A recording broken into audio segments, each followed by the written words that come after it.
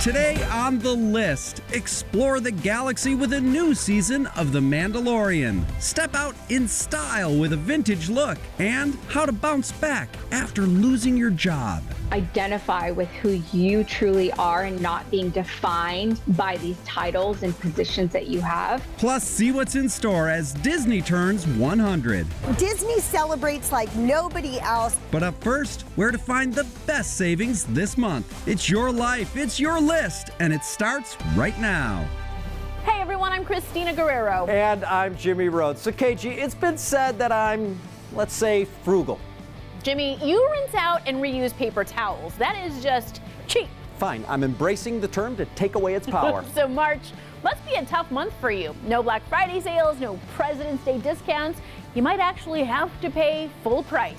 No way, never gonna happen. There are always deals, so we're searching for the elusive four-leafed clover with what to buy in March, and that's our featured story at the top of the list.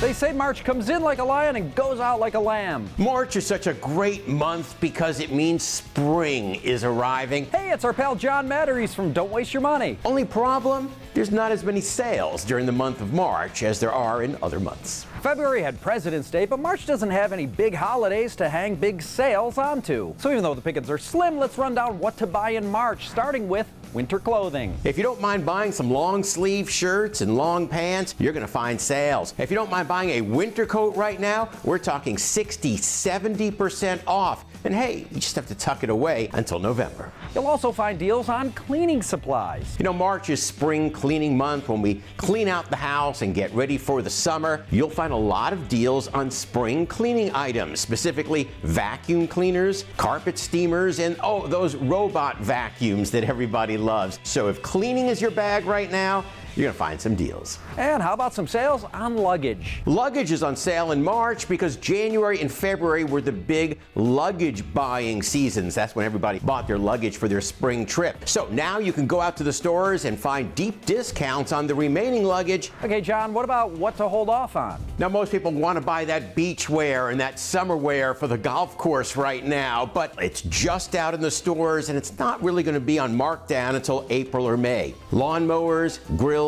patio sets, they're going to be marked down for Memorial Day. And John, every month has a special day, so what's the National Something Day in March? March 14th is Pi Day. Because 314 are the first three numbers in the ratio between a circle's circumference and its diameter, represented by the Greek letter pi. I don't think anybody really celebrates the Greek letter pi, but we do celebrate deals on pizza pie. You'll find lots of pizza chains having sales on Pi Day, as well as bakeries that sell apple pies and cherry pies. Lots of deals on pie all day long on National Pie Day. And John, I gotta be true to my Irish roots. You got anything for St. Patrick's Day? If you like green clothing, you're gonna find all of it on sale the day after St. Patrick's Day. So the time to get your green coat, green jacket, green pants, green hat, green shoes is March 18th. Cause who doesn't look good in Kelly green clothes? What's to buy in March is at the top of the list.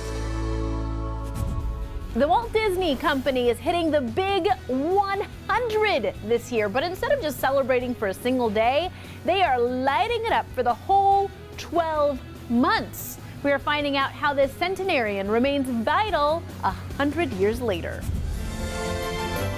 From movies and TV shows to theme parks and studios to the iconic characters that defined entire generations. Hot dog! Hot dog! The Walt Disney Company is celebrating 100 years of wonder. We caught up with the travel mom, Emily Kaufman. Greetings from the Disneyland Resort. Who is telling us about Disney's impact and legacy. Beginning with, well, the beginning. In 1923, Walt and his brother Roy got their first contract to make animated pictures. Those animated pictures, a series of 6 Alice's Wonderland themed cartoons, which would be played before silent movies. They were visionaries with what they did. They were definitely ahead of their time, but the evolution of the Disney Company and the way it's been executed across so many different platforms is beyond belief. Nothing is more important than family. And Emily agrees with Miguel from Coco and says generational family traditions is Disney's greatest legacy. I remember being a kid coming here, and I'm of a certain age where they used to have booklets with the tickets. And then when my children were growing up, we had magical experiences. I've recently become a grandmother, and I am looking so forward to watching this through my grandson's eyes. Finally, to mark this milestone, they are throwing a year-long celebration. I am totally giddy. Disney fans are invited to Disneyland and California Adventure to join the party. They've introduced a brand new attraction in Toontown called Mickey and Minnie's Runaway Railway, and I had the opportunity to actually ride it and get a sneak peek at it. It is so fun. Also, the brand new Magic Happens Parade, World of Color Light Show, and the Wondrous Journey Fireworks Spectacular. It is like nothing I have ever seen before. I was moved to tears. It's that combination of sound and light and fireworks and just all that flood of emotion. Grabbing our Mickey ears. It's a magnificent place to visit no matter what age you are. And celebrating 100 years of Disney. Getting laid off can be shocking and make us question everything from our self-worth to our career choices. But remember, this isn't the end of the world. In fact, it could be a great opportunity. Jackie Denker has tips on how we can turn something that feels like a loss into a big win. It is never fun when life presents us with tough challenges, like being laid off. A lot of times what hits us the hardest are layoffs. Our livelihoods are wrapped around our jobs. Take it from mindset coach and marketing expert Corina Burton, who's teaching us how to succeed after a layoff. Starting with, prepare yourself before it happens. She recommends we identify with who you truly are and not being defined by these titles and positions that you have. Really take a good look at who you are as an individual. What are the things you're great at? Being someone who's authentic, being someone who has integrity. So no matter what happens, we know that we are so much more than a job title. It's basically building your foundation for an unstoppable future. And if a layoff does happen, remember, rejection is just a redirection. I've actually had this happen to me several times in my life. Every single time I thought that I was about to lose everything, I pivoted up. So to everyone who is facing a layoff or any type of rejection, just know you are literally going to find a new avenue. And that's the beautiful thing about when the universe kind of pushes you out, you rediscover who you are and what your capabilities are. Now it's time to visualize our next opportunity. Talk about the positive things that you want to come into your life. And talk about them as if they've already happened. So if you're telling your mind, I have this already, I want to be on Forbes magazine, instead of saying I want, you're saying I am, or I've had this experience, that gap of feeling closes off and you feel that it's happened already. And that's where the law of attraction really comes into play.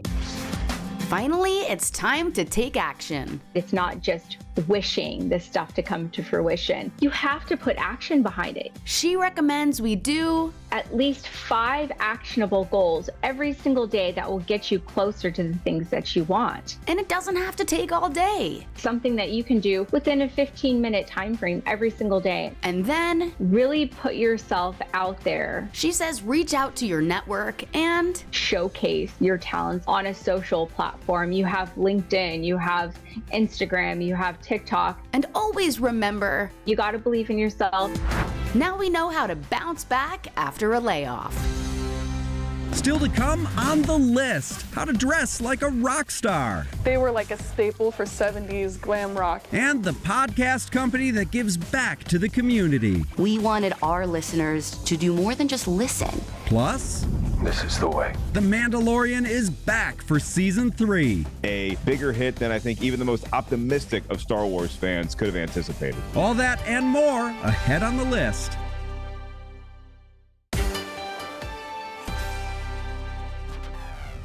We're back in KG. If you're looking to add a little fun to your fashion without spending a lot, it's easier than you might think. Just go retro. Yes, Teresa Strasser is showing off some 70s flair with the help of a TikTok stylist.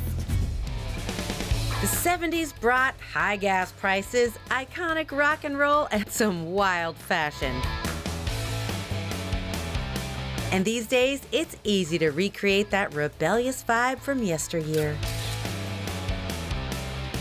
TikTok influencer Lily Lurex serves up vintage outfits to her followers each day, but she found her fashion inspiration from a couple of generations back, her grandparents. Being around them was like, it kind of rubbed off on me. I would go on road trips with my grandpa and we'd be playing like CCR in the car. So as I got older, I learned to really appreciate that music, and it started kind of affecting my style. And she's here to show us how to nail that style with an easy to build outfit.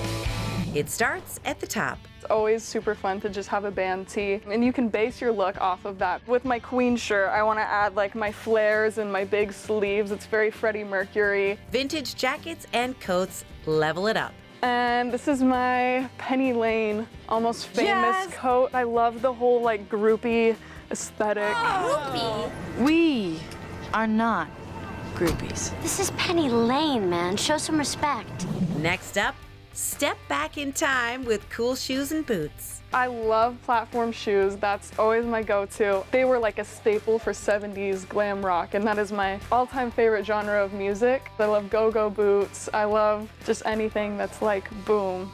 These are my shoes. Lily says jewelry and accessories can make that outfit pop. The next items to add to your rockin' outfit. I love just like big jewelry that's like in your face. Like I have all my big rings. I love like wearing my big cross. It makes me feel like I'm a part of Black Sabbath. And I love a good feather boa too. And when it comes to shades, big and bold is the only choice. It makes me feel like Elton John.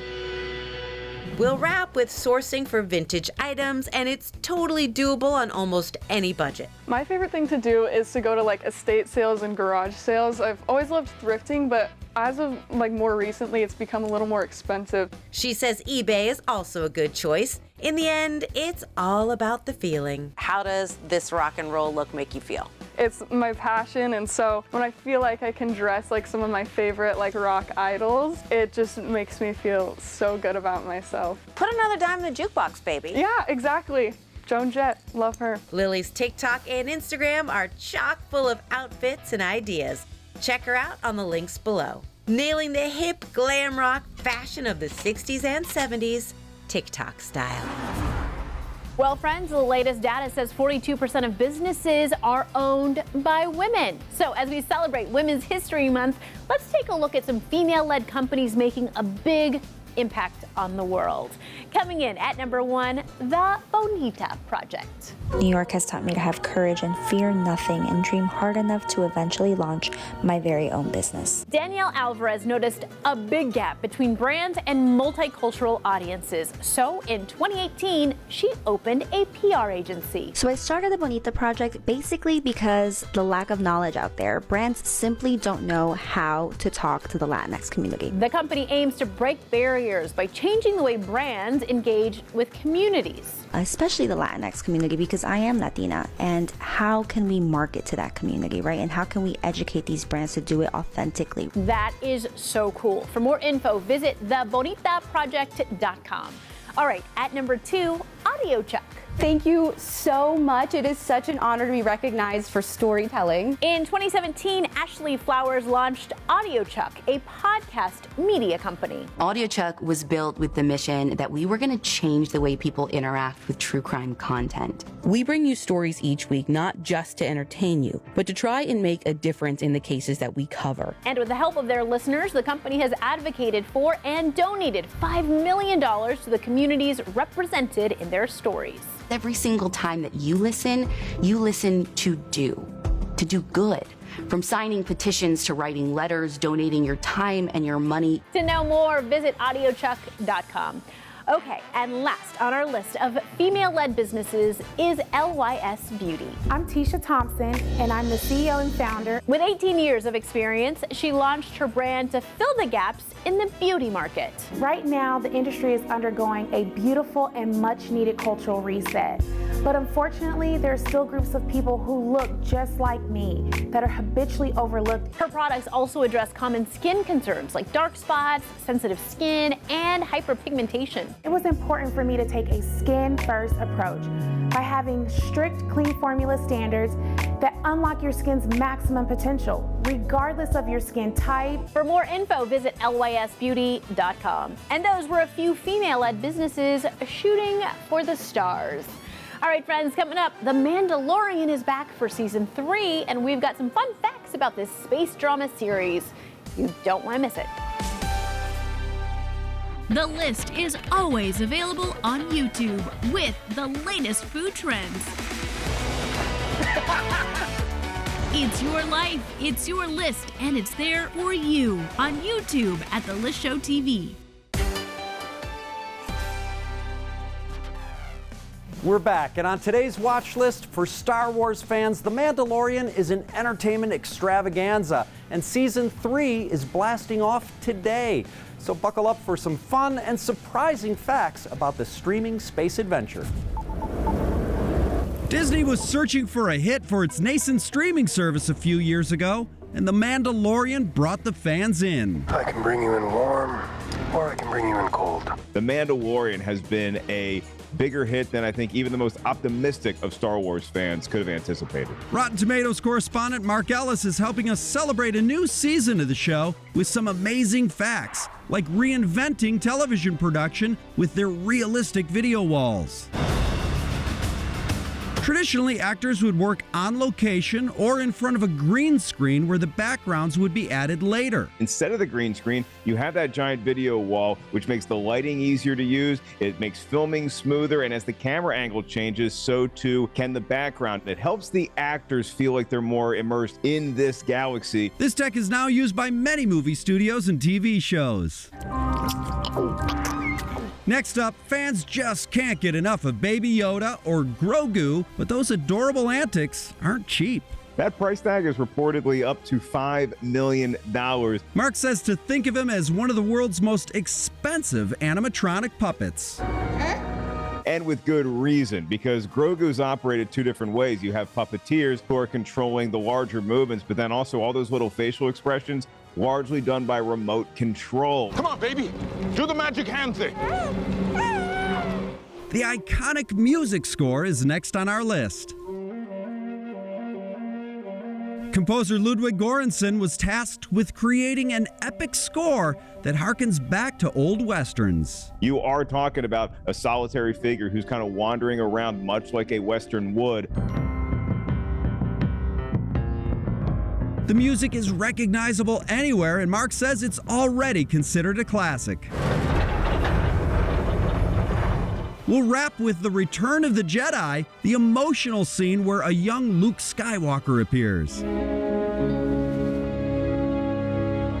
The tech used to de-age actor Mark Hamill's face and voice is as cutting edge as it gets. You have de-aging, which is how we can take somebody who looks like modern-day Mark Hamill and make them look more like 1983 Mark Hamill. And his voice is all AI and machine learning.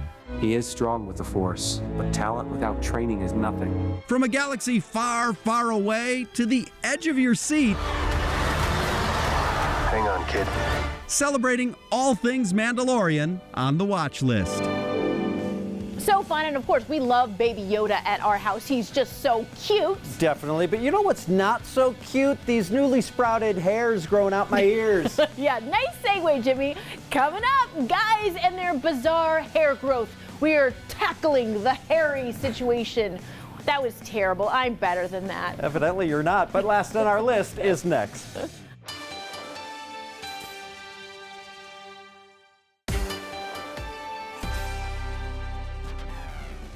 Friends, welcome back. It's time for what's last on our list, and today we're getting a little personal with the story I'm calling Hairywhere. Like everywhere, but hairywhere. Okay, KG, it ain't working if you have to explain the joke. You know, I'm gonna make it work, all right? From the New York Times, why do men sprout hairs in weird places? Okay, you know what? I tell you in confidence about the weird hair growth I'm getting on the inside of my forearms, and you just blurt it out? Okay, we'll file that one under TMI, but you are not alone in this one. This guy asks, I'm a man in my 50s and have noticed hair sprouting in weird places, like the tops and insides of my ears and in my nose. Jimmy, I'll let you take it from here. All right, so they say testosterone is to blame as we get older. Places we didn't even know had hair follicles, like the tops of our noses, can become sensitive to it. And also genes. If Dad and Grandpa had hair sprouting out their ears, safe bet you will too. A tough life, Jimmy. I mean, women give birth to watermelon-sized humans, but gosh, I never considered the strife men face with some extra hair growing out their nose. I'm so sorry. I knew this was a trap. Yeah. Well, guys, not to worry. The article gives you some hair removal options, from laser hair removal to electrolysis to the not so permanent good old-fashioned wax. Okay, did they say anything about other changes guys go through and have to deal with? Because my toenails used to be the regular, collagen variety, but now my big toes have like patio pavers on them that I have to soak in lye to cut. Jimmy, remember that talk we had about TMI? Right, sorry. Okay, that's what's last on our list. Thanks for watching. We'll see you next time. Promise we won't talk about body hair. Tomorrow on The List, how malls are making a comeback. We're seeing a lot more of the younger generation going back to the malls and just hanging out in the mall. Plus, create a little chaos in your kitchen. By taking Cajun spices, it just creates a whole different flavor. And why a partner is essential to exercise. We're going to be a lot more likely to show up, and we can hold each other accountable. Tomorrow on The List.